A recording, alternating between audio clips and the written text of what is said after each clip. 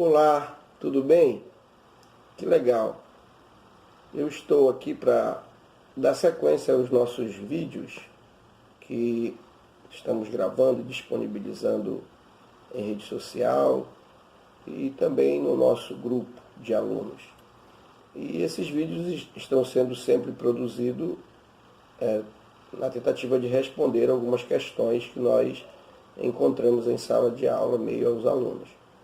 Nesse momento nós vamos responder ou trazer resposta, tentar por luz sobre algumas dúvidas que os alunos têm relacionado aos sinais escatológicos. Os sinais escatológicos são aquelas ocorrências que se dão no mundo das quais Jesus falou, e eu separo esses sinais dentro da fala de Jesus em sinais internos e sinais externos relativos à igreja, sinais que acontecem fora da igreja e os sinais que acontecem dentro da igreja. Obviamente que há pessoas que defendem uma outra linha em que, como a volta de Jesus é iminente, se existe de fato a iminência, então não existe ou não existem como observar os sinais para detectar o momento da volta de Jesus. Mas isso é apenas uma maneira equivocada de entender o papel dos sinais. Os sinais não existem para nos revelar de fato o momento em que Jesus vai voltar, mas para nos deixar de sobreaviso, para nos trazer um estado de alerta, para nós, como Jesus disse, acautelai-vos, estai apercebidos. Quando vedes essas coisas acontecerem, sabei que está próximo. Então, para nos manter em alerta, Jesus deixou os sinais. Assim como a realização da ceia é para a gente manter arejada ou fresca na nossa mente a realidade do sacrifício de Jesus, que é algo que está para o passado, algo que foi feito há muito tempo atrás. A realização frequente da ceia faz com que a gente não esqueça. A volta de Jesus, que está para o futuro, ela é mantida na nossa mente como algo real que vai acontecer à medida que a gente fica atento para os sinais. Enfim, então os sinais são sinais externos, que são aqueles que acontecem fora da igreja, como terremotos, maremotos, fome, peste, doenças, avanços da ciência. Tudo isso ocorre fora da igreja, afeta a igreja, mas não nasce dentro da igreja esses sinais. Os sinais internos, por sua vez, já ocorrem dentro da igreja. E é esses sinais que eu quero chamar a atenção de vocês para eles. Esses sinais, Jesus fala deles dizendo, naquele tempo, no meio de vós, então, no meio de vós, entre vocês, que está falando da igreja, ali representada pelos discípulos, muitos vão se escandalizar, muitos vão trair-se uns aos outros, odiar-se uns aos outros. Então, esses sinais é dentro da igreja. Isso está acontecendo, obviamente.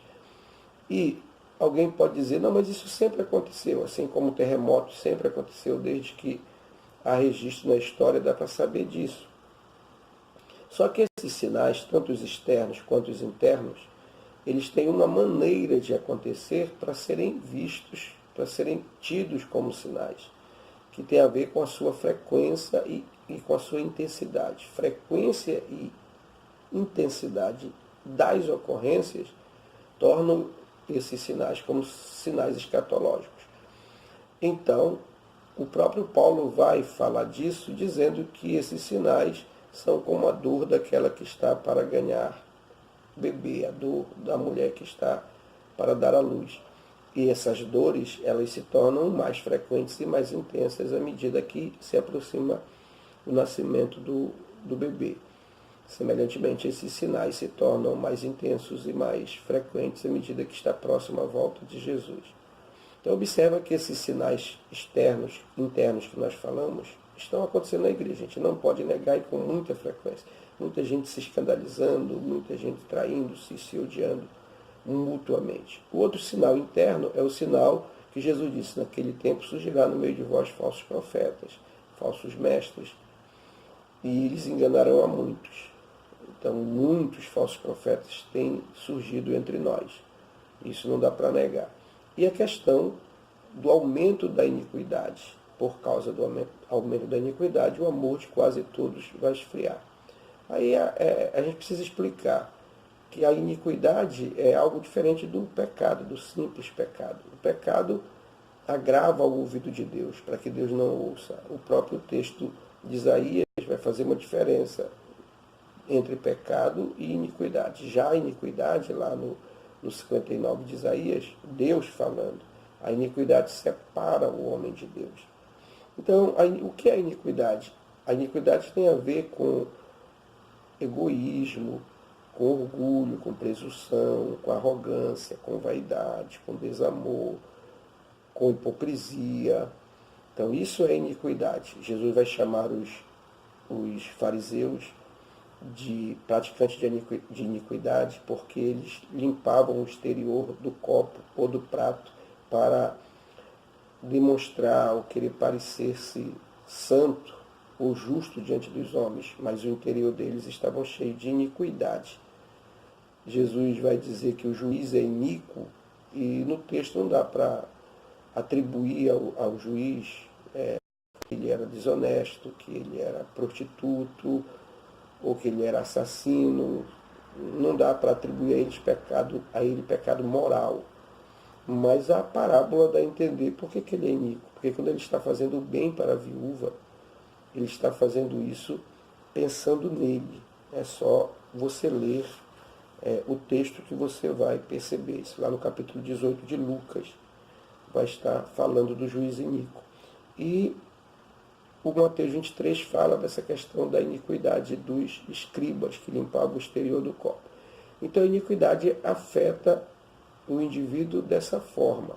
Ele é egoísta, é presunçoso, é injusto, não tem amor. Esse texto que Jesus fala do sinal, ele diz que a iniquidade se multiplica e o amor esfria. Então ela é um contrassenso, um contraponto ao amor. Uma pessoa iníqua não pode ter um amor fervoroso. Então, isso tem acontecido na igreja. Falta de amor, egoísmo, favoritismo, cada um buscando seus interesses. As pessoas não estão preocupadas com o outro, com o próximo. Isso está acontecendo de forma muito frequente, muito intensa na igreja. Então, esses sinais escatológicos acontecem na igreja e dizem para nós, aos gritos, Jesus está voltando. E a volta dele, o próprio escritor aos Hebreus, vai dizer que a volta dele é já já. Aquele que há de vir, virá, e não tardará. Paulo diz que a volta de Jesus, ele escrevendo aos Romanos, ele diz que a volta de Jesus agora está mais próxima. Então, naquele tempo, para ele já estava mais próxima, muito mais para nós. Então, Jesus há de voltar, isso é um fato, e nós precisamos observar os sinais e ficar apercebidos para não sermos pegos de surpresa. Espero ter ajudado você a entender melhor essa questão dos sinais. Que Deus